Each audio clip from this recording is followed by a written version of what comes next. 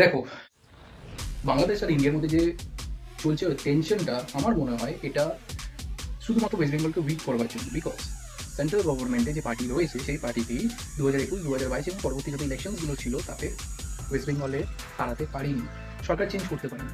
So এখন সেই পার্টির মেন উদ্দেশ্য হচ্ছে গিয়ে যেন তেন প্রকারণে ওয়েস্ট বেঙ্গলের পার্টিকে উইক করা। তাই যেহেতু ওয়েস্ট বেঙ্গলেতে মেডিকেল এটা একটা হাব, যেটার জন্য বাংলাদেশ থেকে লোকে এসে ট্রাভেল করে ট্রান্সপ্ল্যান্ট করায়, সার্জারি করায়, এবং অবভিয়াসলি বাংলাদেশের থেকে ভালো সার্জারি মেডিকেল ফেসিলিটিস আমাদের ইন্ডিয়াতে ওয়েস্ট বেঙ্গলে আছে। তো অনেক টাকা কাল্টিভেট হয় মেডিকেল পারপাসেতে।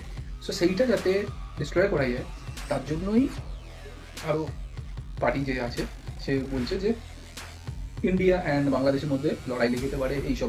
বিকজ একটা কথা ভাবো, ইন্ডিয়ার পপুলেশন হচ্ছে 140 করোড়, আর বাংলাদেশে কত?